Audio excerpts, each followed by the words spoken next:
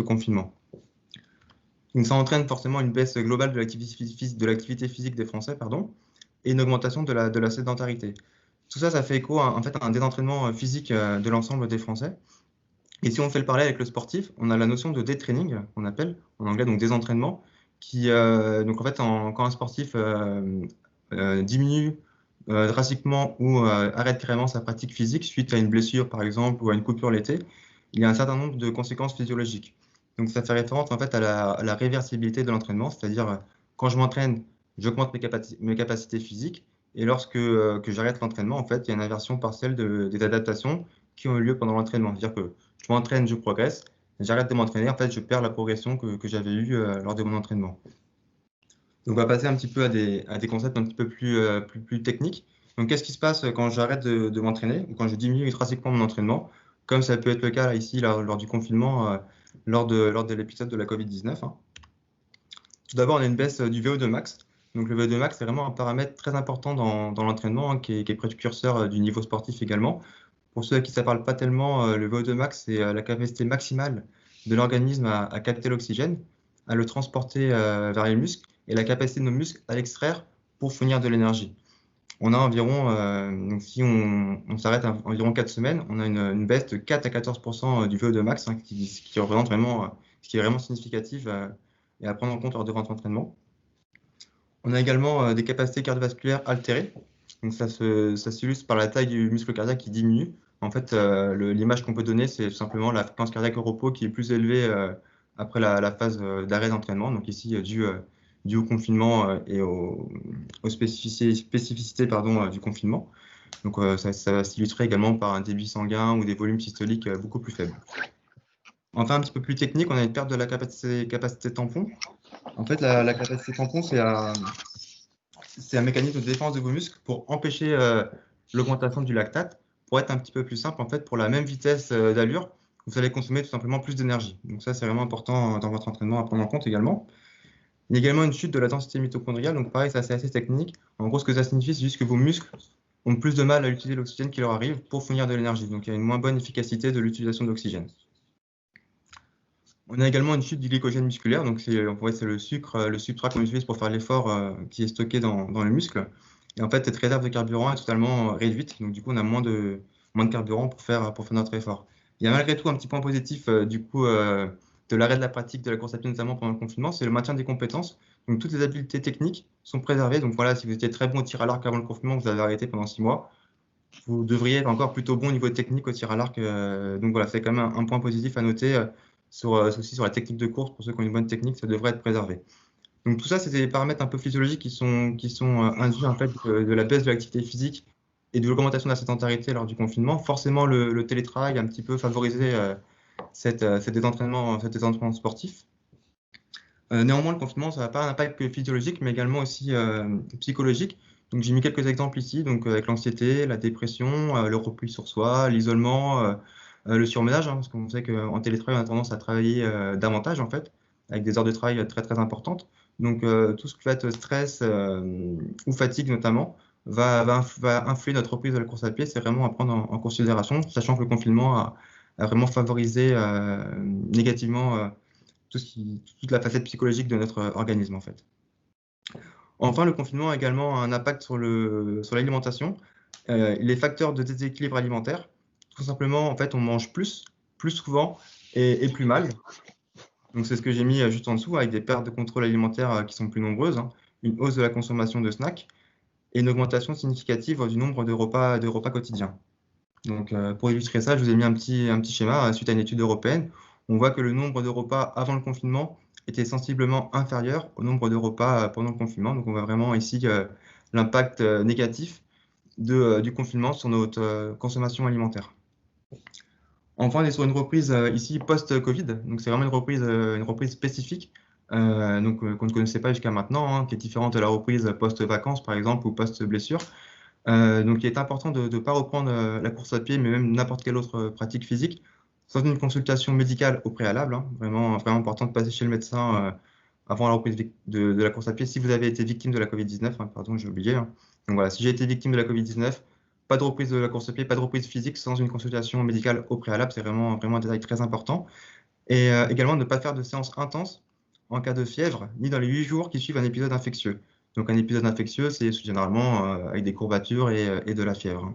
Et enfin, adopter les gestes barrières comme une routine, hein. Quand vous allez reprendre la course à pied, que ce soit en groupe, seul, en salle de sport, attention à bien respecter les gestes barrières pour avoir une sécurité optimale lors de votre reprise de la course à pied. Donc on a un petit peu balayé toutes les conséquences que pouvait avoir le confinement, donc à la fois au niveau physiologique, diététique, mais également aussi psychologique, hein. C'est trois dimensions qu'il va falloir prendre en compte lors de votre reprise de la course à pied pour avoir une reprise optimale, pour prévenir la blessure et favoriser en fait tout simplement le plaisir.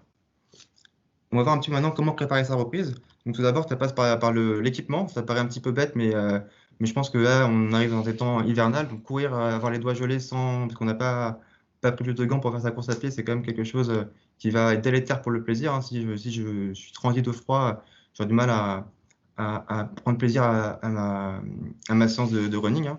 Donc voilà, prévoir peut-être coupe-vent, cache-cou par exemple, pour, euh, pour reprendre, hein, voir si notre équipement est adapté à la saison également, hein, parce que le confinement a été instauré, il était encore un petit peu chaud, un petit peu beau, il y avait encore du soleil.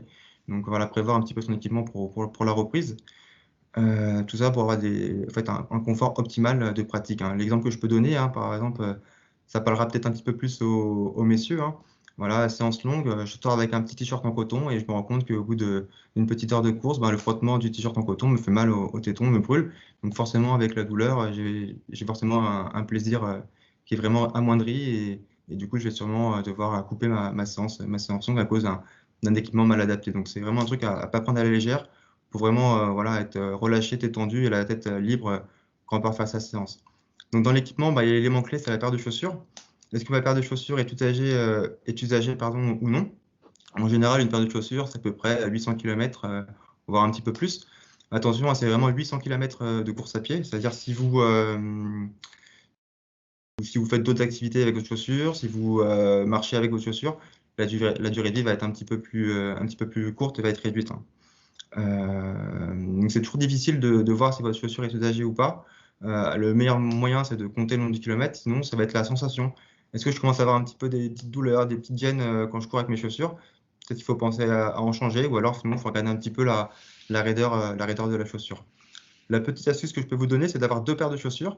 Comme ça, en fait, on a toujours 48 heures d'écart entre deux séances avec la même paire de chaussures, ce qui va permettre d'augmenter un petit peu la durée de vie des chaussures. Ça, c'est un petit détail important et ça permet d'avoir un petit coût économique et de faire durer nos chaussures un petit peu plus longtemps avec un bon amorti, j'allais dire. Enfin, quelque chose de vraiment important à mon sens, c'est les accessoires. Donc là, on arrive sur des temps où il fait nuit très tôt. Est-ce que je cours en pleine ville où il y a beaucoup de voitures près d'un boulevard? Est-ce que je peux être vu des voitures? Est-ce que j'ai un coup-vent qui est réfléchissant pour voilà, courir dans des conditions de sécurité optimales? Est-ce que je cours dans des endroits plutôt obscurs, avec peu de lumière? Est-ce que j'ai besoin d'une lampe frontale pour bien voir, pour être vu, hein, dans les endroits obscurs? Donc voilà, attention à ça, on n'y pense pas souvent, mais c'est vraiment des détails importants aussi. Et les accessoires, c'est aussi tout ce qui va être cardio-fréquence-mètre, montre GPS, téléphone avec diverses applications. Est-ce que j'en ai besoin pour ma progression? Pas besoin. Est-ce que j'investis? Voilà, c'est bien de faire un petit point niveau équipement.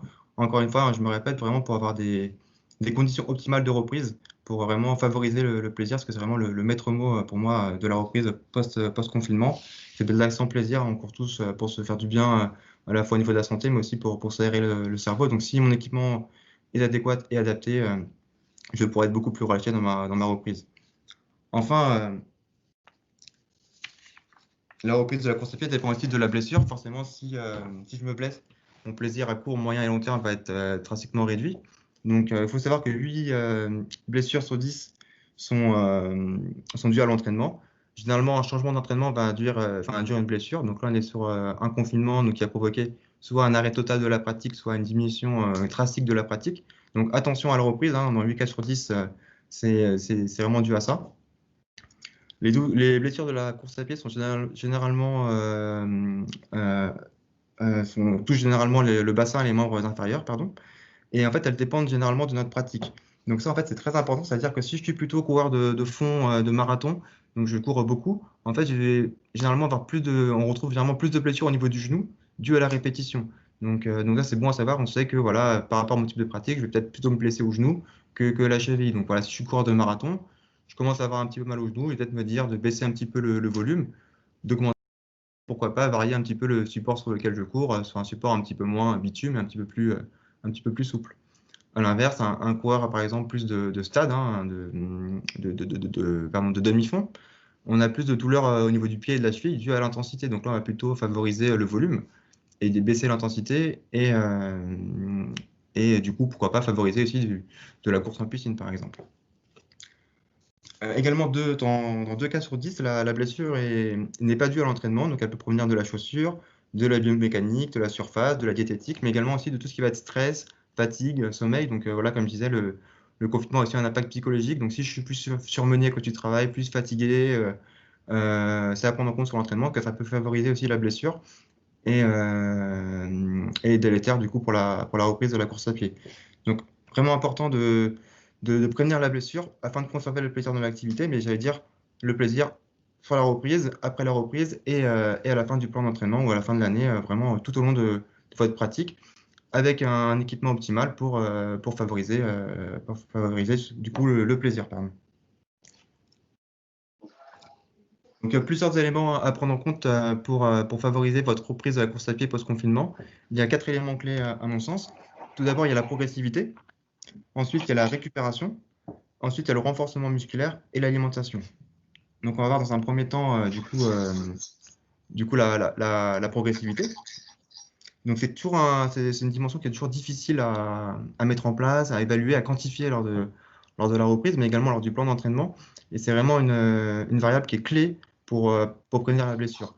Souvent, on a l'athlète lambda, même l'athlète entraîné, hein, qui va vite, trop fort après une blessure, après une coupure, donc le confinement, après les vacances. Et si la progressivité n'est pas respectée, il y a généralement toujours des raideurs, des douleurs, des inflammations et à long terme des blessures. Donc, c'est vraiment un élément clé.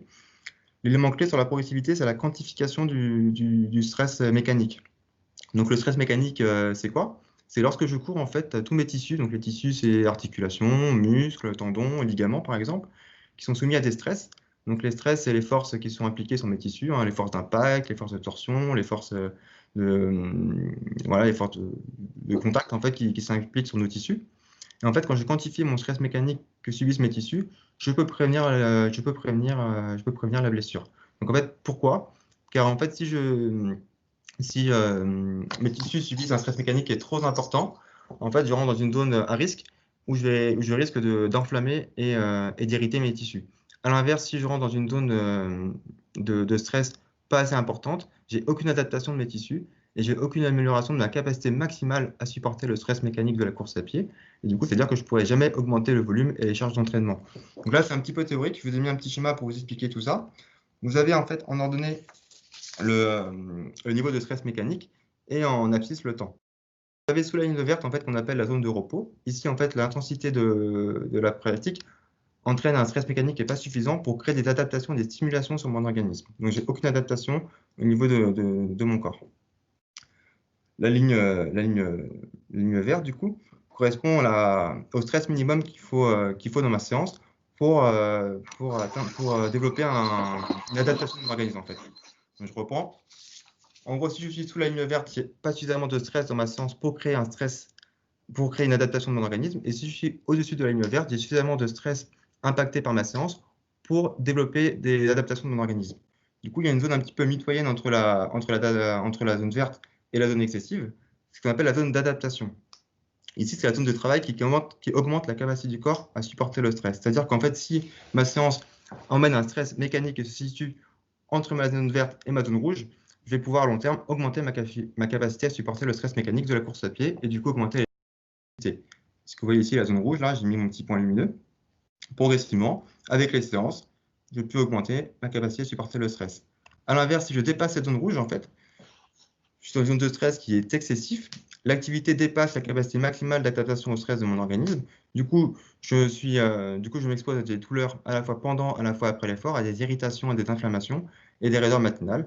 Et si à long terme, j'expose toujours mon stress excessif, j'expose mon corps à des stress excessifs, je vais m'exposer à des blessures. Vous avez ici en bleu, du coup, le stress impliqué de mes séances d'entraînement, avec les petits pics qui correspondent au stress mécanique de mes séances d'entraînement. Je me situe bien en fait dans la zone mitoyenne entre la zone verte et la zone rouge. donc, qui correspond bien à la zone de travail. C'est-à-dire qu'ici, mon corps s'adapte au stress mécanique que je lui impose par ma pratique sportive, et progressivement, à force d'adaptation et de sollicitation, mon corps et mes tissus s'adaptent de plus en plus, et ma capacité maximale, ici la zone rouge, pour supporter le stress, augmente progressivement. Donc là, c'est un petit peu théorique. Du coup, je vous ai fait un petit cas concret pour expliquer un petit peu tout ça. Si on prend un individu, donc du coup, on va prendre Arnaud, par exemple. Arnaud a une tendinopathie au niveau du tendon d'Achille. Du coup, il a mal le dimanche, donc il se dit, voilà, j'ai mal, je reste tranquillement au repos à la maison.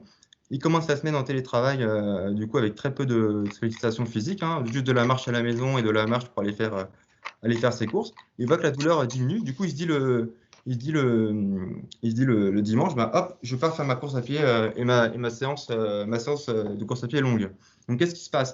Toute la semaine, en fait, Arnaud n'a pas suffisamment sollicité son tendon d'Achille, n'a pas soumis son corps à un stress suffisamment important pour créer des adaptations. Donc, il est vraiment sous la zone verte ici, et son corps ne s'adapte pas du tout. Il n'y a aucune amélioration et aucune progression de la capacité de son corps à supporter le stress.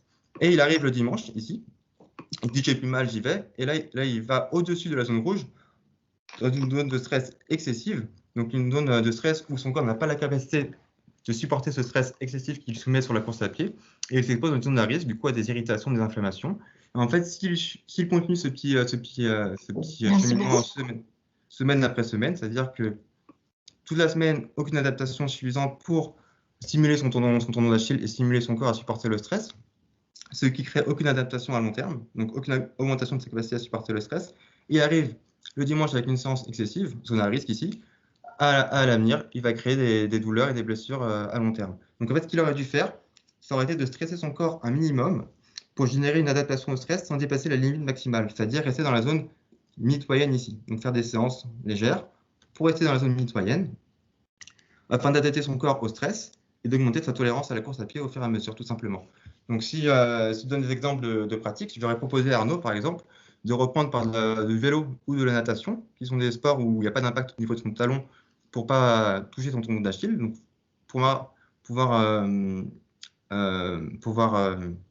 l'idée du coup de faire de la natation et du vélo, c'est de soumettre son corps à des stress mécaniques pas trop importants, mais suffisamment importants pour créer des sollicitations ici. Donc, c'est vraiment dans ces zones-là où on est. Et d'accrémenter par un petit peu de marche et de course à pied. Tout le dosage du niveau de marche et de vélo et de course à pied, c'est vraiment de la sensation. Voilà, Arnaud, il dose par rapport à comment il se sent avec ses douleurs. Et progressivement, il sent qu'il n'a pas de douleur sur la marche et la course à pied. Normalement, son niveau de capacité à supporter le stress maximal de son corps va augmenter, c'est la zone rouge. Il va pouvoir reprendre la course à pied ici.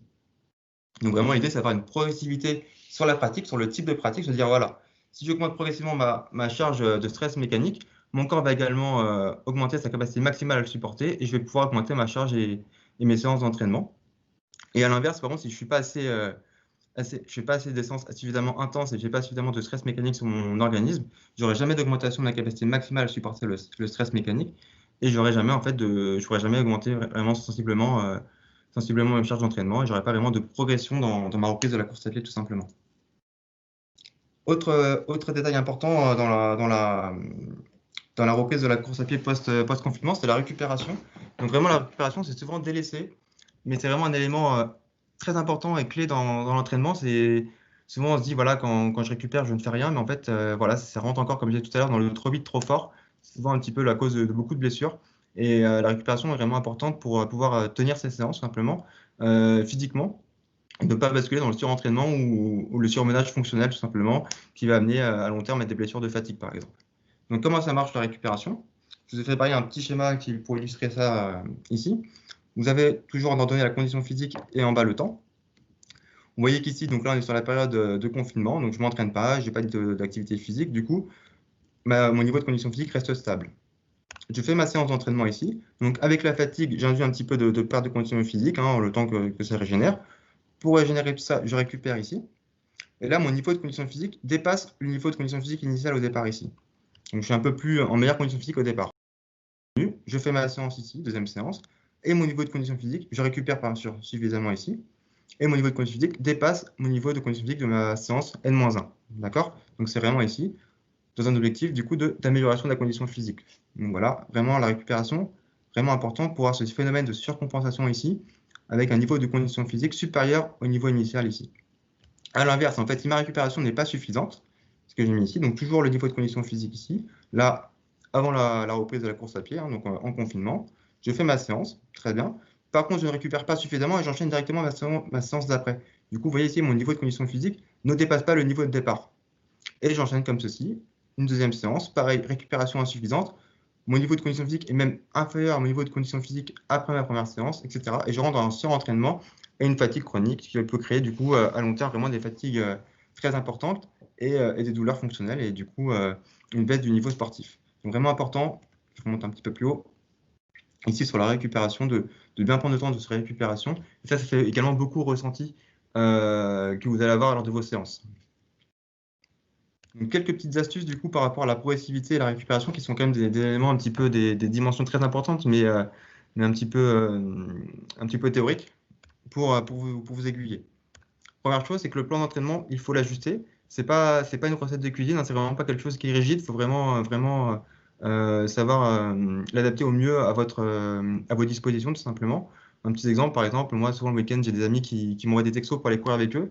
Bah, je me dis, je préfère modifier ma séance et aller courir avec mon pote et échanger pour conserver le plaisir. Donc voilà, le plan, c'est pas quelque chose de rigide et il faut parfois sortir un petit peu du plan. Un autre exemple, par exemple, si je prends un trailer qui font beaucoup de relief, hein, beaucoup de courses en descente, là, qui a un petit peu mal au dos, machin, il avait une séance longue en forêt, bah, plutôt qu'aller en forêt et forcer encore un petit peu sur sa lombalgie dans le bas du dos, plutôt courir sur le terrain plat avec un petit moins d'intensité ou faire une sortie vélo. Donc voilà, vraiment essayer de sortir un petit peu du plan et pas être trop scientifique en fait au niveau du plan. Une autre astuce importante, c'est l'entraînement croisé. Donc l'entraînement croisé, en fait, c'est l'utilisation d'autres supports autres que la course à pied pour avoir un petit peu moins de stress mécanique sur vos tissus. Donc, comme je disais, hein, le stress mécanique est vraiment lié avec la prévention des blessures. Si j'ai un stress excessif, je risque de me blesser. Donc, si je passe par des sports un petit peu plus portés, comme on dit, hein, où il y a un petit peu moins d'impact au sol, je peux travailler mon endurance en sollicitant à la fois mes tissus, mais sans trop les solliciter, tout simplement. Donc, je vous ai mis deux petits exemples ici. Vous avez le skiroo en bas à gauche qui est un petit peu moins connu, hein, très difficile et très important et très bon dans l'entraînement d'endurance notamment, hein. Et également l'aqua jogging ici au milieu, qui est un petit peu moins connu. Après, en entraînement croisé plus classique, vous avez le vélo, vous avez le vélo elliptique, vous avez la natation également, hein, plus connu. Mais vraiment, c'est quelque chose qui est souvent peu utilisé par les runners, mais qui devrait l'être plus en fait. Donc, comme je repars dans mon exemple tout à l'heure sur le petit Arnaud qui avait sa tendinite au tendon d'Achille, et ben voilà, reprise natation, vélo. J'ai mal au tendon d'Achille, je peux reprendre, je peux commencer à solliciter un petit peu mon corps, augmenter ma capacité à supporter mon stress mécanique pour progressivement reprendre la course à pied quand je serai plus, j'aurai une capacité à supporter le stress plus importante. Donc ça, c'est vraiment. Enfin, tenir compte des sensations. Moi, je vois souvent voilà, le runner sur le stade qui a par exemple une séance de 6 fois 1000 à tenir en 4 minutes et dès le quatrième, il a dit en 4:30. Et ben non, il lâche pas, il continue, il veut finir sa séance. Et bien sûr, ce n'est plus qualitatif et il va sûrement rentrer en surentraînement. Donc, vraiment rester à l'écoute des sensations lors de ces séances, pas vouloir trop en faire. Encore une fois, le trop vite, trop fort, c'est vraiment ce qu'il faut éviter, hein. Et vraiment, voilà, si on a une petite gêne, pas hésiter à baisser l'intensité ou inversement, carrément changer d'activité pour du vélo, pas vraiment, vraiment pas rentrer dans la zone rouge et ne pas forcer, vraiment écouter son corps. Parce que le corps est vraiment un outil. Enfin voilà, si vous avez si votre corps émane des petites gênes, des petites douleurs, c'est un petit peu des mécanismes de défense de votre corps et il faut les écouter. C'est comme ça qu'il faut prendre en compte le fait de tenir en compte ces sensations. Dernier point, c'est les contraintes externes. Donc, elles sont souvent oubliées. Donc, voilà, si je suis fatigué, si je suis anxieux, je suis stressé, je n'aurai forcément pas le même impact dans ma séance. Et ma séance aura également un impact beaucoup plus fort et beaucoup plus important si je suis stressé. Alors, en gros, si je n'ai pas dormi je fais la même séance en ayant bien dormi, j'aurai un impact au niveau du stress sur mes tissus beaucoup plus important. Donc, vraiment à prendre en compte dans votre entraînement. Donc, comme je disais tout à l'heure, l'impact psychologique du confinement est très important. Il y a le déconditionnement physique, mais également tout ce qui va être au niveau psychologique qui peuvent, euh, qui peuvent influencer vos séances, pardon. Et c'est vraiment important voilà, de se dire, voilà, j'ai fait une nuit difficile, peut-être que ma séance, je vais peut-être baisser un petit peu l'intensité, peut-être faire plus une endurance longue, ou alors à l'inverse, je me sens vraiment mieux, pourquoi pas rentrer un petit peu plus avec une série de plus, par exemple, voilà. Adapter ces séances et par rapport à tous ces facteurs psychologiques aussi entraîner des blessures si on n'en tient pas compte. Enfin, les contraintes externes, c'est aussi tout ce qui va être chaleur, tout ce qui va être froid, tout ce qui va être vent. Donc voilà, s'il fait 40 degrés, j'ai peut-être éviter d'aller courir, je vais peut-être attendre le soir pour aller courir. Ou s'il fait très froid, je vais peut-être m'équiper en conséquence. Donc voilà, ou pareil, s'il y a du vent, sortir plutôt avec un coup de vent. Voilà, tenir compte des contraintes externes lorsque vous faites vos séances. Je vais éviter d'aller faire une séance longue de 2 heures, 2 heures et demie avec une humidité très forte et une grosse chaleur, par exemple. Donc, un autre détail important sur la reprise de votre course à pied pour prévenir un petit peu la blessure et pouvoir pratiquer avec le maximum de plaisir, c'est le renforcement musculaire. Donc, pourquoi faire du renforcement musculaire? Tout simplement parce que ça va prévenir les blessures, ça va traiter les blessures et ça va permettre d'améliorer vos performances. Donc, comment ça marche? Tout simplement, ça, c'est grâce à l'augmentation du diamètre et du recrutement des fibres musculaires que provoque le renforcement musculaire. Donc, ça va permettre d'améliorer la résistance aux sollicitations que reçoivent les muscles, les tendons et les articulations. Tout simplement, ça veut dire qu'en gros, vous allez pouvoir augmenter le stress mécanique que vous allez pouvoir subir sur vos tissus et du coup augmenter votre charge d'entraînement. Donc vraiment, le renforcement musculaire a un impact sur le stress mécanique induit, sur la capacité pardon, de votre corps à supporter le stress mécanique. Donc du coup, on va pouvoir faire des séances un peu plus intenses, un peu plus chargées, grâce au renforcement musculaire, en renforçant l'ensemble de nos muscles. Ça permet également d'ajouter d'éventuelles carences ou asymétries physiques et musculaires. C'est-à-dire qu'on a tous des asymétries musculaires, par exemple un quadriceps gauche plus musclé qu'un quadriceps droit. Et en général, toutes ces asymétries vont créer des compensations et des réponses compensatoires. Et dès qu'on compense à droite ou à gauche, ça crée des petites douleurs, des petites faiblesses. Donc c'est vraiment à éliminer, à gommer. Et le renforcement musculaire va permettre d'aider à gommer ces asymétries. Il y a un autre point où le renforcement musculaire va être important, c'est sur le rapport agoniste-antagoniste. Je ne sais pas si ça parle à tout le monde, ce rapport-là.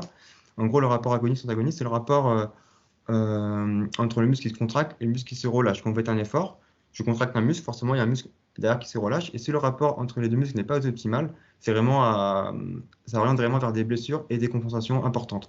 Donc voilà, le renforcement musculaire va permettre de gommer un petit peu toutes ces asymétries, ces différences de rapport entre le côté droit, le muscle agoniste pour éviter la blessure et pouvoir pratiquer de façon optimale. Enfin, ça développe également l'efficacité et l'économie de la foulée, donc toujours pour avoir un coût énergétique un petit peu plus faible à chaque foulée, hein, dans l'optique de performance. Et ça va faciliter également la récupération. Donc, on va voir quelques petits points clés du renforcement musculaire. D'abord, ce qui est important, c'est d'identifier vos points faibles. Est-ce que j'ai déjà été blessé au genou régulièrement, à la cheville, au pied, au dos? Donc voilà, peut-être se dire, j'ai souvent un petit mal-être au niveau du genou, j'ai peut-être préconisé un renforcement musculaire plutôt au niveau des genoux, par exemple. Et les points faibles, ça va être aussi, voilà, essayer de trouver là où j'ai une asymétrie musculaire, là où j'ai un rapport agoniste-agoniste trop faible, là où j'ai une mobilité qui est trop réduite, par exemple. Ou alors, simplement, si je ne trouve pas mes points faibles, me dire, là, je prépare un trail, là, donc je vais me dire, peut-être, avec beaucoup de dénivelé, bah, je vais peut-être préparer mes quadriceps pour les descendre, pour éviter d'avoir des douleurs au genou, par exemple. Donc voilà, préparer son circuit de renforcement musculaire par rapport à notre pratique, par rapport à nos antécédents également. Ça, c'est vraiment, vraiment important. Et par rapport à nous, comment on bouge. C'est vraiment clé pour avoir en fait un renforcement musculaire qui soit optimal et adapté à vous, en fait, tout simplement. Enfin, planifier au bon moment. On évite de faire du renforcement musculaire après des séances très intenses. Tout simplement parce qu'on est en fatigue, hein, donc je reviens sur le phénomène de surcompensation tout à l'heure. Si je ne récupère pas assez, je passe dans du surentraînement. Et du coup, tout l'impact positif de ma séance d'avant bah, est délétère, en fait, tout simplement. On a tendance à en mettre beaucoup, normalement, en début de séance. Donc là, ça rejoint carrément, nous, notre objectif aujourd'hui, hein, qui est la reprise de la course à pied post-Covid, après une diminution de l'activité physique notamment. Donc voilà, je vous recommande, là, dans votre reprise course à pied, de bien favoriser le renforcement musculaire pour prévenir l'apparition ou traiter s'il y a des blessures en cours, mais en tout cas pour prévenir l'apparition de blessures lors de la reprise. Favoriser la variété, c'est plus d'une part pour le côté plaisir, voilà, pour pas faire toujours la même chose, et d'autre part pour avoir un rapport optimal, encore une fois, du renforcement musculaire. Donc ça peut être la variété de lieux, hein. Je fais du renforcement musculaire en salle, en extérieur, dans des escaliers, je ne vais pas forcément faire les mêmes exercices, ça va changer un petit peu. Est-ce que je fais du circuit training? Je fais de la musculation plus classique? Il y a aussi le type de contraction musculaire, hein. Est-ce que je fais de l'isométrie, comme du gainage par exemple, sans déplacement de fibres ou plus concentrique, des contractions concentriques comme du squat. Donc voilà, changer un petit peu les pratiques, varier pour plaisir et pour optimiser les résultats du renforcement musculaire, c'est vraiment primordial Et c'est plus sympa en fait de varier un petit peu voilà, entre un circuit renforcement musculaire en côte ou un circuit renforcement musculaire en salle. C'est quand même pas du tout la même chose et c'est très cohérent de changer en fait et de varier les plaisirs, quoi. Enfin, la régularité, c'est sûr que si vous faites une séance de renforcement musculaire une fois tous les 6 mois, il n'y aura pas suffisamment de sollicitation et suffisamment d'augmentation de la fibre musculaire pour avoir de l'impact à court, long et moyen terme. Donc, je vous recommande d'en faire régulièrement, davantage en début de programme, comme je disais tout à l'heure, pas non plus en excès, hein, mais voilà, de favoriser un petit peu la régularité, d'en faire au moins une fois par semaine en début de reprise de course à pied, et voire deux, hein, si le temps le permet, pour avoir vraiment des impacts et vraiment avoir un bienfait de la préparation physique musculaire. Donc là, j'ai mis un petit point sur les étirements. On avait tendance à les mettre un petit peu partout avant. Il faut savoir que les étirements en fait, ont très peu d'impact sur les courbatures. Ça, c'est un petit peu une idée reçue qui était développée un petit peu par le côté marketing du sport. Et secondo, les étirements ne vont pas permettre d'augmenter votre puissance, votre force, votre vitesse musculaire.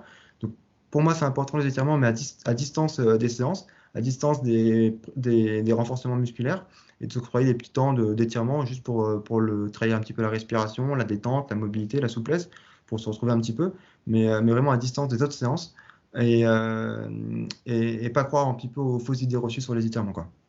Enfin, Kimi ne remplace pas une séance classique. Pourquoi? Parce qu'en fait, la séance de renforcement musculaire va avoir très peu d'impact au niveau de l'endurance. C'est-à-dire que si dans votre séance, vous avez trois séances, si dans votre semaine, par exemple, vous avez trois séances de course à pied, vous en avez une pour faire du renforcement musculaire, ça n'aura pas le même impact sur votre indice d'endurance à la longue. Donc, c'est vraiment différent d'une séance d'endurance, mais ça complète carrément votre programme de reprise de course à pied. Et je vous recommande de vous lancer dans le renforcement musculaire pour pouvoir prévenir les blessures en reprise post-Covid, post-confinement, pardon, afin d'augmenter, afin d'augmenter, comme je disais tout à l'heure, la capacité maximale de votre corps à supporter le stress mécanique induit de la course à pied. Donc, progressivité, récupération et renforcement musculaire, toujours la même idée. J'augmente ma capacité à supporter le stress mécanique pour prévenir la blessure et afin de maximiser mon plaisir. Dernier point. Ah, pardon, j'ai oublié. Je vous ai mis deux petits exemples de circuit training ici. Donc d'abord, un premier exemple de circuit training au niveau des genoux. Je vais essayer de le lancer si ça marche bien. Tac. Donc là, vous avez un premier exercice de travail excentrique au niveau des quadriceps avec une descente lente et contrôlée depuis un support haut. Donc ça, c'est un exercice qui peut être très intéressant pour les coureurs de trail, notamment pour réparer un petit peu les descentes. Là, vous avez un second exercice pour travailler un petit peu les tissus jambiers. Donc, ça revient un petit peu sur le rapport agoniste-antagoniste que je parlais tout à l'heure. Donc, voilà, si j'ai des quadriceps très costauds, il faut aussi que je pense au muscle qui est derrière la cuisse, donc les ischios jambiers, pour avoir un rapport agoniste-antagoniste optimal pour éviter la blessure.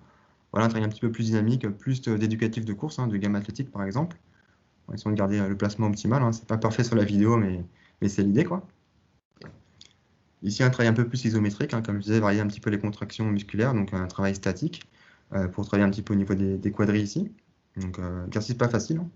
Enfin, un truc un petit peu plus dynamique en pliométrie pour travailler un petit peu les appuis au sol et également les chevilles. Donc, ce qui est important dans le circuit training, c'est de varier aussi les intensités, les temps de pratique, le nombre de tours, par exemple. Comme je disais, encore une fois, garder la progressivité. Commencez pas à fond, trop vite, trop fort. Faites des circuits avec des exercices plutôt faciles au départ, avec pas trop de volume, et progressivement augmenter l'intensité, le volume et la difficulté. Hop, je vous ai mis un second exemple de circuit training ici au niveau du bassin et du tronc. Hop, je vais vous le lancer.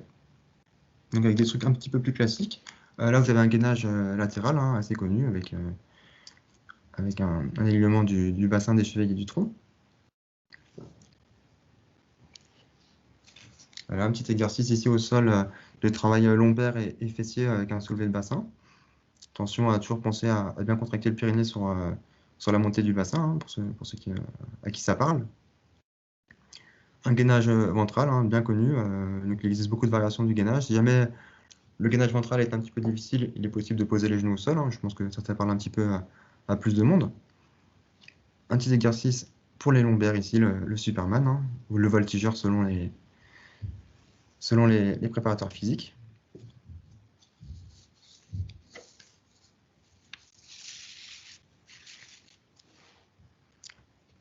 Et enfin, un petit exercice également encore de travail isométrique, de gainage pour travailler un petit peu les abdominaux. Ici encore, pensez à bien rentrer le ventre et à bien contracter le périnée lors du maintien de l'exercice. Tac. Donc voici des petits exemples de circuit training. Il y en a plein d'autres, hein, et il y a plein de variétés différentes. C'est juste pour avoir un petit ordre d'idée de ce qui est possible de faire. Enfin, on va voir en dernier lieu l'alimentation. Donc pourquoi l'alimentation? Car elle va prévenir les carences et donne au corps l'énergie pour avancer. Donc c'est vraiment un élément important dans la reprise de la course à pied, mais même de l'entraînement du runner. Il faut savoir que les besoins énergétiques diffèrent d'un individu à l'autre, hein. Si je fais 50 kg ou 80 kg, je ne vais pas avoir forcément besoin de la même dose d'énergie. Donc les apports énergétiques, c'est vraiment quelque chose qui n'est pas mathématique, ça dépend vraiment de beaucoup de facteurs, à la fois du métabolisme, à la fois du dosage de l'entraînement, à la fois de la génétique. Et je pense qu'il faut vraiment se rapprocher de ces sensations pour mesurer la dépense énergétique. C'est-à-dire que si je sens que j'ai faim, ne pas hésiter à manger et vraiment se référer sur la sensation de faim et de satiété pour équilibrer ses rapports alimentaires. Donc, pas s'embêter à chercher à calculer le nombre de calories que je vais dépenser pour... Ah, ça a quitté, non? Tac, je reviens. C'est bon? Ouais, C'est pardon. bon, ouais, c'est bon. Ok, donc je disais donc, sur la dépense énergétique, c'est très difficile à calculer car ça dépend de nombreux facteurs. Donc moi, je recommande vraiment de se référer à ces sensations de faim et de satiété pour vraiment équilibrer ces apports énergétiques et pas se prendre la tête à des calculs draconiens qui sont très très compliqués à mettre en place. Donc on va voir un petit peu la tête typique du runner. Donc euh, elle est forcément composée pardon, de glucides, hein. Les glucides sont stockés dans le foie et les muscles sous réserve de glycogène et constituent la principale source d'énergie pour la course à pied notamment. Donc j'ai mis de favoriser les céréales complètes. Pourquoi? Parce qu'elles disposent davantage de fibres et du coup elles sont plus rassasiantes que les céréales non complètes, hein, donc les céréales raffinées tout simplement. Donc c'est pour l'idée de manger moins et d'avoir plus de calories derrière. Je vous ai mis un petit tableau là qui réfère un petit peu le nombre de glucides qu'apportent certains éléments. Attention aux légumes tout en bas, hein, je vous ai mis 5 glucides pour 100 grammes. Certains légumes sont des féculents, hein, style les petits pois, ils vont apporter beaucoup plus de glucides. Donc attention un petit peu aux faux amis, j'allais dire. Donc l'assiette du runner est également composée de protéines, hein, qui peuvent être à la fois d'origine animale ou d'origine végétale. Donc animal, hein, viande, poisson, produits laitiers, œufs, hein, ou végétal, plutôt canne de soja, canne de courge. Je pense que ça parle un petit peu à pas mal de personnes. Enfin, important aussi à pas négliger pour le runner, c'est les fruits, en variété et en quantité. Pourquoi? Car c'est du sucre non raffiné, hein, c'est du glucose. C'est pas du sucre transformé au niveau industriel. C'est rempli de minéraux et de vitamines et ça participe également à l'hydratation. Et enfin, je l'ai pas dit, mais l'eau était également un élément clé de l'assiette du runner, hein, donc je l'ai pas mis là, mais pas à négliger l'apport en eau. Quelques incontournables de l'entraînement, c'est périodiser l'alimentation et son entraînement. C'est-à-dire, je vais adapter mes apports énergétiques par rapport à ma charge d'entraînement. C'est-à-dire, j'ai cette semaine un niveau d'intensité d'entraînement plutôt faible. Je vais plutôt favoriser dans mon assiette 50% de légumes, par exemple, avec 25% de féculents et 25% de protéines. Et à l'inverse, si j'ai une séance d'intensité plutôt très élevée, je vais peut-être baisser la proportion de légumes à 25% et augmenter la proportion de féculents à 50% en gardant les protéines à 25%. Donc c'est vraiment important de périodiser nos apports énergétiques par rapport à nos besoins, notamment pendant l'entraînement. Donc c'est vraiment un curseur assez simple à mettre en place pour périodiser cette alimentation en fonction de sa reprise et de son entraînement au jour le jour. Enfin, optez pour les aliments avec peu de fibres avant votre séance, tout simplement parce que la course à pied est un sport à impact et du coup qui peut créer des petits problèmes digestifs pendant la course. Donc évitez de manger des aliments avec trop de fibres juste avant votre séance pour pas être gêné à y avoir des problèmes digestifs lors de la séance. Je vous ai mis privilégier le liquide dans la même idée parce que simplement ça se digère beaucoup plus facilement avant votre séance. Donc par exemple un petit smoothie si vous n'avez pas mangé le matin avant votre séance de 11 heures par exemple peut être très très très bien dans cette idée-là de ne pas privilégier les aliments avec trop de fibres. Je vous ai mis en bas, attention à l'hyperhydratation. On a toujours pensé qu'il fallait boire avant d'avoir soif quand on faisait du sport. En fait, on se rend compte que c'est totalement faux. Et encore une fois, je vous recommande de faire attention à vos sensations. Si votre corps émet le besoin de boire, en fait, vous avez la sensation de soif, buvez, mais buvez pas en excès. On a vu beaucoup de problèmes au niveau de l'hyperhydratation, notamment sur les courses de très longue distance, de trail notamment, qui ont carrément amené les gens à des hyponatrémies, hein. Donc l'hyponatrémie, c'est une baisse de sodium, en fait, un taux de sodium trop faible. et ça peut avoir des conséquences médicales importantes. Donc attention à ne pas trop boire et référez-vous à la sensation de soif de votre organisme, hein. Tout comme les apports alimentaires, référez-vous à la sensation de satiété et de faim qui provient de votre organisme, hein, qui est vraiment une formidable machine à ce niveau-là et très très très bien réglée, quoi.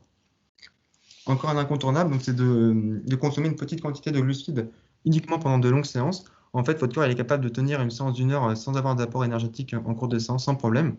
Le petit curseur qu'on donne en général, c'est entre 30 à 45 grammes de glucides par heure. Je vous ai mis quelques petits exemples pour vous aider dans votre pratique. Voilà, si vous faites une sortie longue de 2 heures, exemple, voilà, je vous ai mis quelques exemples de 30 grammes de glucides, hein. Ça correspond à peu près à un gel énergétique, à peu près à 2-3 dates, ou à peu près à 2 ou 3 abricots secs, pour avoir notre idée. Donc voilà. Mais encore une fois, si vous faites une séance d'une heure, aucun besoin d'avoir des apports énergétiques externes lors de votre séance. Si vous avez vos apports énergétiques qui sont suffisants tout au long de la semaine, vous n'aurez absolument pas de carence et aucunement besoin de vous alimenter pendant votre pratique. Par contre, c'est vrai que si vous faites une sortie longue d'une heure et demie à 2 heures, il peut être intéressant de consommer un petit peu de glucides lors de la pratique. Donc, par exemple, un petit gel ou alors quelques abricots secs un petit peu toutes les heures pour refaire les stocks de glycogène pendant la pratique. Donc je vous ai mis un petit exemple de reprise, hein, qui respecte un petit peu la progressivité, très importante lors de la reprise de la course à pied pour prévenir la blessure. J'ai pas mis d'exemple de reprise sur le circuit training, hein, s'il y a des questions, j'y reviendrai. Mais voici un petit exemple de reprise de la course à pied que je recommande. Donc là, je l'ai vraiment mis à la sensation, ce qui pour moi, c'est vraiment quelque chose d'important qu'on oublie souvent en running. Vous avez à droite une échelle qu'on appelle l'échelle de Borg. Donc l'effort à 10 sur 10 correspond à un effort très très intense, maximal, j'en pouvais plus à la fin, j'ai failli vomir. Et l'effort 1, l'effort quasiment pas d'effort, style de la marche, quoi, très très facile. Donc en fait, l'idée, ça va être de gérer l'intensité de votre séance par rapport à votre ressenti à l'effort. Donc voilà, vous avez vu la séance 1, hein, j'ai mis échauffement 10 minutes, 25 minutes d'allure constante, à peu près une difficulté dans le facile et le très facile, plus de la récupération, marcher par exemple. Une séance 2, donc j'ai mis une séance d'endurance sur un sport porté, le vélo, simplement pour limiter le stress mécanique lors de la reprise de la course à pied, hein, pour éviter d'être dans un stress excessif, et quand même avoir suffisamment de sollicitations pour augmenter la capacité maximale de mon corps à supporter le stress à moyen terme pour pouvoir, la semaine suivante, augmenter l'intensité. Et la séance 3, j'ai mis un petit peu de gamme athlétique, donc pour ceux à qui ça ne parle pas, c'est tout ce qui va être montée du genou talon fesse, hein, qui est du renforcement musculaire aussi, hein. Et du 10 fois une qui peut être une minute de course, une minute de marche par exemple, ou une minute de course rapide, une minute de course lente par rapport au niveau, avec une difficulté assise sur la minute rapide. Donc encore une fois, vraiment par rapport à votre ressenti à l'effort, vous gérez votre vitesse. C'est vraiment important, c'est vraiment lié à la sensation. Donc je vous ai mis tout en bas donc, de ne pas oublier de vous occuper du temps pour le renforcement musculaire, surtout en reprise post-confinement. Vraiment important, c'est maintenant qu'on va permettre de prévenir la blessure qui va arriver plus tard en fait, et de prendre du temps pour les étirements à distance des séances toujours pour un petit peu le relâchement musculaire et la respiration.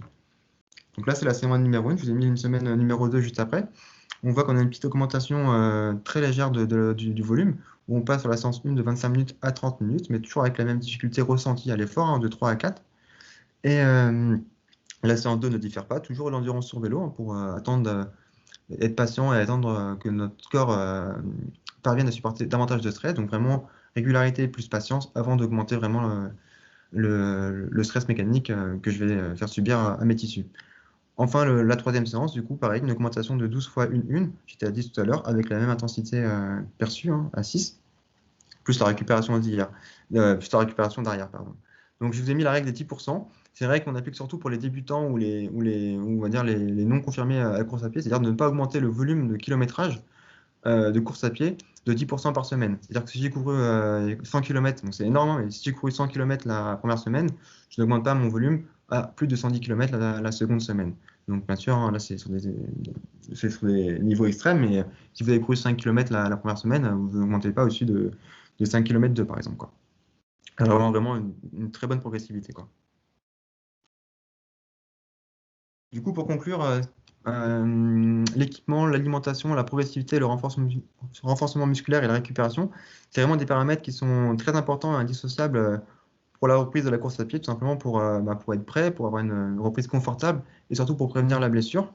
Mais vraiment, ce qui est encore plus important à mon sens, c'est de mettre en avant ce ressenti et ces sensations lors de la reprise pour être alerte en fait sur un petit peu les signaux d'alarme les signaux d'alarme de notre corps en fait, pour prévenir la blessure et pour maximiser le plaisir à court, long et moyen terme en fait. C'est vraiment très important de replacer les sensations que l'on a quand on court pour une reprise optimale de la course à pied tout simplement. Et ben on a fini cette petite présentation, j'ai peut-être été un petit peu long. En tout cas, on vous remercie avec Arnaud pour votre attention et puis on a l'écoute pour toutes les petites questions qui peuvent arriver. Merci Quentin. Alors j'ai noté à peu près il y a deux gros thèmes qui ressortent sur la VO2 Max. Donc je te pose la première question, après je laisserai Luciane poursuivre. Sur la VO2 Max, il y avait trois questions, Ouais. notamment sur l'évolution de la VO2 Max sur les entraînements croisés. Ouais. Est-ce que la VO2 Max est liée en fait au volume de sorties par semaine, alors au nombre de sorties ou plutôt au volume si on fait une grosse sortie longue ou plusieurs petites sorties. La dernière question donc posée par Jean-Charles, c'était sur les règles effectivement ça ressemble un peu sur le rapport entre la VMA pour le coup là et la règle VMA par kilomètre par semaine. Alors en fait, la première chose, c'est que déjà le VO2 max, il diffère selon la pratique. Le VO2 max est toujours plus important sur de la course à pied qu'on peut l'avoir sur le vélo, parce qu'en fait, la contrainte quadriceps en facteur limitant sur le vélo est plus importante, et de plus, c'est un sport porté.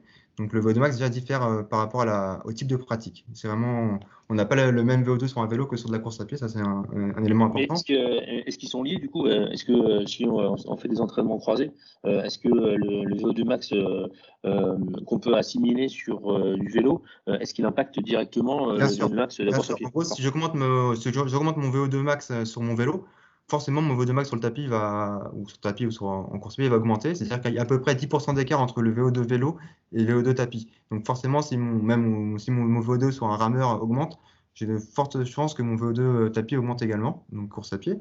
Et enfin, sur le volume, en fait, c'est les deux, c'est-à-dire que c'est à la fois l'intensité et le volume qui vont permettre d'augmenter le VO2, mais j'allais dire surtout la, la, la- le plan d'entraînement qui va permettre au V2 de progresser. Si mon plan d'entraînement est adapté, progressif et j'ai suffisamment de récupération entre mes séances, là, je vais avoir une amélioration la plus optimale pour mon VO2. C'est-à-dire si j'arrive à gérer à la fois la charge en volume, en intensité, en dénivelé, par rapport à mon stress mécanique que je vais induire à mes tissus, là, je vais augmenter mon VO2. En fait, c'est pas c'est en jouant un petit peu sur le volume, l'intensité, séance après séance, que je vais augmenter mon VO2. C'est pas forcément en ajoutant plus de volume, plus d'intensité, c'est vraiment en alliant les deux facteurs ensemble, si vous voulez. Je sais pas si j'ai été clair, hein. Oui, non, c'est clair. Merci Quentin. Luciane, est-ce que t'as Alors oui, il y a d'autres thèmes dans les questions qui sont apparus. Alors question actuelle, on va dire, Ouais. en fonction de la météo. Est-ce que la météo froide peut être un risque de blessure? Alors, en fait, tout à fait ce que j'ai dit, vraiment, enfin, même en reprise ou pas forcément en entraînement, les conditions environnementales sont très importantes à prendre en compte. Donc, forcément, s'il fait froid et que je m'échauffe pas bien sur une séance de VMA, donc plutôt de vitesse ou de côte, hein, encore plus, je risque de me blesser. Donc, je pense que l'équipement est important et l'échauffement est encore plus important en temps froid. Après, il n'y a pas forcément d'impact au niveau cardiovasculaire si vous êtes bien échauffé. En effet, si je commence une séance à intensité forte sans échauffement avant, je peux avoir des impacts cardiovasculaires importants. Mais si l'échauffement est bon, il n'y a pas plus de risques. D'accord, merci. Il y avait une autre question sur toujours sur les blessures un peu, sur les raideurs matinales. Est-ce que des raideurs matinales sont signes d'un stress mécanique trop important? Alors oui, oui et non. Enfin, alors, oui, ça peut être le cas, tout à fait. Raideur matinale où les gonflements le matin peuvent être dus à un stress mécanique trop important suivi par nos tissus. Ça peut être aussi une maladie sur les muscles squelettiques également, mais ça peut être dû à ça. Et je vois la question de Monsieur Nakache, là en même temps, j'en profite, hein. En Ouais. fait, comment ressent-on le niveau sur la courbe rouge? Sur le stress excessif, tout simplement, ben, par rapport à son ressenti, est-ce que j'ai des petites douleurs le matin, j'ai des petites douleurs pendant ma séance ou après ma séance? Si je sens que j'ai des petits signaux d'alarme de mon corps, comme je disais, le corps est vraiment une super machine. Si j'ai des petits signaux d'alarme, c'est que j'ai un truc qui ne va pas. Donc, soit je m'entraîne trop, soit mon massage n'est pas adapté, soit je donne trop de stress mécanique à mes tissus, et il y a un truc qui ne va pas, donc il y a un truc à modifier. Donc, c'est vraiment votre ressenti qui compte avant tout. Et voilà, si Gérard se lève le matin avec des petites douleurs, après sa séance de la veille, je pense qu'en général, c'est que... attention, douleur et différentes courbatures aussi. Hein. Oui, tout à fait. Et du coup, savoir cette zone de stress, est-ce qu'il y a un moyen mathématique ou c'est vraiment, comme tu disais, au ressenti, ça dépend de chacun, je pense. Mais, En fait, justement, c'est là où c'est la difficulté. Donc, je pense que plus on est athlète confirmé, plus on a de facilité à détecter la bonne limite. Mais voilà, c'est vraiment sur la sensation. Et je pense qu'il faut mieux commencer un petit peu plus bas. On va quand même généralement être même au-dessus de l'adaptation minimale pour avoir de l'impact au niveau du stress, de l'impact minimal pour avoir des sollicitations sur nos tissus au minimum. Donc je pense qu'il vaut mieux commencer bas et progresser progressivement pour éviter de rentrer dans des douleurs en fait. Il faut vraiment plutôt voir plutôt bas, progressif. On voit tes notes. Quand on bosse pas. Ça c'est... Ouais, je sais pas comment on fait. Non, c'est les miennes, c'était pour faire apparaître les questions en fait. Ah ok, pardon, excuse-moi. Je vois la question de M. Boudet, du coup, sur l'entraînement à jeunes, bénéfice ou risque. En fait, il est très utilisé pour. J'en profite, hein, désolé Arnaud, parce que du coup, je vois ça. Elles sont très intéressantes. C'est très utilisé chez les coureurs de long et de trail, en fait, parce que l'entraînement avec une glycémie faible dans nos muscles va permettre d'augmenter notre capacité à utiliser les lipides et va permettre également d'augmenter notre réserve de stock dans nos muscles. Donc ça a un impact sur l'entraînement sur le long terme, parce que les lipides, on ne les utilise pas quand on fait une course de 5 ou à 10 km. Donc oui, c'est un intérêt. Oui, c'est risqué si vous faites une séance de 3 heures à jeûne, je dirais non. Mais par contre, faire une petite séance sortie longue d'une heure à jeûne, ça va être utile pour maximiser l'apport des lipides pour faire de l'énergie et maximiser les stocks d'énergie de glycogène dans vos muscles. Donc oui, c'est un intérêt, mais pas non plus à outrance. Et c'est un intérêt que pour les coureurs de long. Si je m'entraîne que pour du 10 km ou tranquille, c'est pas la peine, c'est plutôt pour les coureurs entraînés, confirmés et sur du long terme. Tant qu'on est sur la nutrition, là, il y avait une autre question d'ailleurs de Lucien sur les boissons type Gatorade. Est-ce que c'est vraiment efficace ou c'est que du marketing? Alors, à mon sens, c'est vraiment que du marketing. C'est quelque chose qui a été un peu créé. C'est un peu de là où ça vient le côté de boire avant d'avoir soif. Et on a eu beaucoup d'hyperhydratation. Et je pense que c'est vraiment pas quelque chose qui est ultra important dans votre entraînement. Et ça peut l'être, on a vraiment des charges d'entraînement très importantes sur notamment la prise d'acides aminés, mais ça, c'est vraiment sur des sportifs confirmés. Mais vraiment, pour 99% des gens, c'est vraiment que du marketing et l'eau suffit amplement avec un peu de abricots secs dans le sac, ça suffit largement pour faire sa séance d'une heure et demie sans avoir besoin de poisson modifié. Et du coup, pour préparer les courses, est-ce que les prises de malto et de glycogène en poudre avant les courses, on sort un peu du truc, mais c'est une question qui a été posée, qui est intéressante. Ouais. Est-ce que c'est pareil, c'est du marketing ou une bonne plâtrée de pâtes suffirait? Pour moi, c'est pareil, c'est plutôt marketing. Après, et puis j'allais dire, en fait, la première heure, on n'a pas besoin, on a déjà des réserves qui sont faites. Si les apports énergétiques sont bons, les semaines avant et les mois avant, et on a suffisamment de réserves, les stocks sont déjà faits, donc il n'y a pas besoin d'augmenter les stocks. En fait, ça sert à rien, ils sont déjà complets. Donc c'est vraiment marketing. Et après, c'est plus, je fais mon heure de pratique, passer la première heure, je commence à m'alimenter. C'est plus pendant la course, ça va avoir un intérêt pour moi. D'accord, ok. Alors, je vois plusieurs questions là sur les courses. Je pense que le protocole pour préparer une course, notamment le protocole alimentaire pour préparer une course, est différente de l'entraînement qu'on voit aujourd'hui. Donc, ça peut faire partie d'une prochaine conférence. Donc, voilà. Je vois la question de Christophe Choquet sur la viande rouge. Donc, je dirais pas que la viande rouge est à proscrire. Alors, c'est vrai que je parlais tout à l'heure d'éviter les aliments avec trop de fibres avant la séance. C'est vrai qu'on va plutôt privilégier, si vous faites un encas le midi avant d'aller courir à 13h ou le matin, plutôt les viandes maigres, style c'est le jambon, par exemple, sec. Donc, la viande rouge est un peu plus grasse. À proscrire, non, mais sans excès, quoi. D'accord. Il y a eu beaucoup de questions sur le renforcement musculaire et sur les séances de PPG. Alors, sur la durée d'une séance de PPG, la fréquence, et est-ce qu'elle peut être ajoutée à une sortie running le même jour ou pas? Alors, sur la fréquence et l'intensité, en fait, ça dépend de chacun. C'est-à-dire que je prends mon exemple, moi, je cours à peu près 3 fois par semaine actuellement. Je ne plus comme avant, mais 3 fois par semaine. Du coup, je pense que je peux faire des intensités de circuit training assez importantes. Si j'ai, au contraire, une dame qui court 1 fois par semaine, son intensité de circuit training va être beaucoup plus faible, toujours en même temps, parce que sa capacité maximale à gérer le stress mécanique est plus faible. Enfin, tout simplement, donc c'est vraiment, ça doit vraiment être est individuellement calculé tout simplement. Et après, moi, je vois dans les groupes d'entraînement que j'ai entraînés, entre les athlètes experts, ben, je leur devais faire 4-5 tours. Et les athlètes moins experts, je leur devais faire un tour. Ou alors, je faisais du 40-15, donc 45 secondes de travail, 15 secondes de récup pour les athlètes experts. Et du 15 de travail, 30 de récup pour les athlètes vraiment débutants. Donc, c'est vraiment individualisé. Mais encore une fois, commencer plutôt avec une petite intensité pour voir si tout passe, s'il n'y a pas de raideur le lendemain, s'il n'y a pas de difficulté, et augmenter progressivement. Sur la fréquence, donc beaucoup en début de programme, beaucoup. C'était sur la PPG. Hein. C'était les séances de PPG en fait. Ouais, c'est ça, ouais, d'accord. D'accord, ok.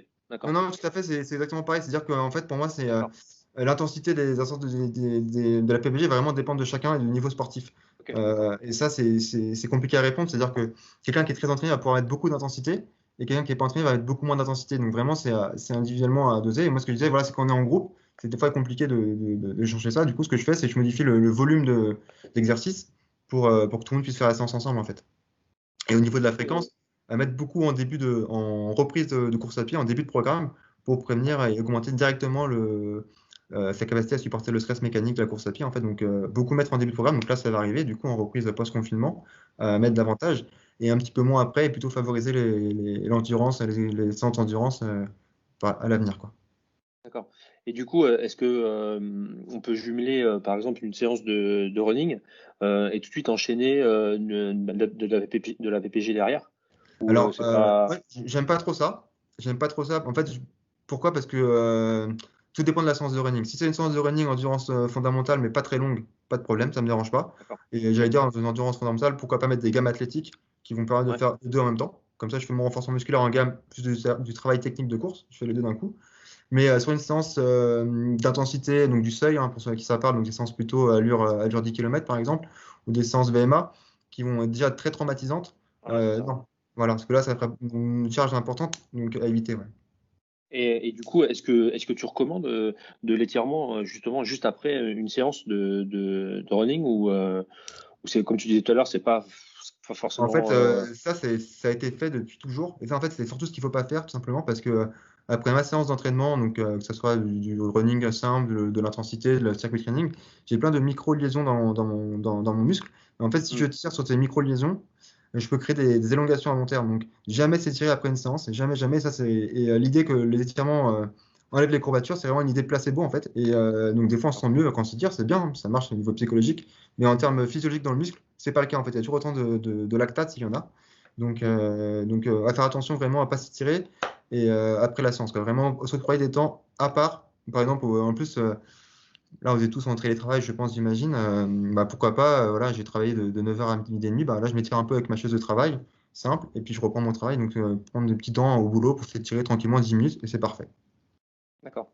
Okay. Ouais, là-dessus, Arnaud, tu vois, moi j'aime bien l'exemple de l'élastique. Hein. Tu as fait une séance, tu as travaillé, tu as tiré sur ton élastique tout le temps. Bah, si après tu fais un étirement, ton élastique il va péter. Exactement, c'est très bien résumé. Ouais, merci, c'est parfait. C'est encore plus illustré, donc c'est exactement ça. Ouais. Bon, bah écoutez, on a fait le tour, je crois, des questions. Donc juste pour conclure, du coup, Lijane, est-ce que tu avais d'autres points à apporter ou... Non, aucun. Je remercie je remercie tous ceux qui ont posé des questions.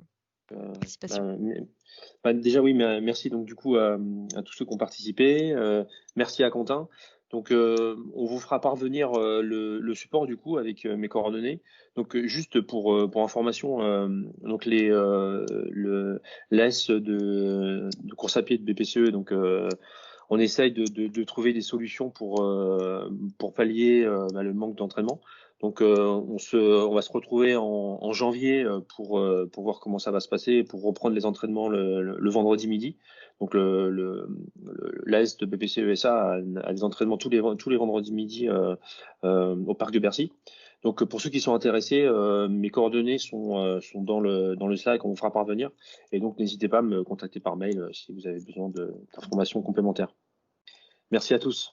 Juste une question complémentaire, Arnaud, je suis arrivé en retard. Est-ce que je vois que ça enregistre, il sera à dispo, je peux le regarder le début après? Absolument. Alors au début, en fait, j'avais pas pensé à l'enregistrer. Donc il va manquer, je pense, une minute et demie, mais oui, tout à fait. Merci à tous.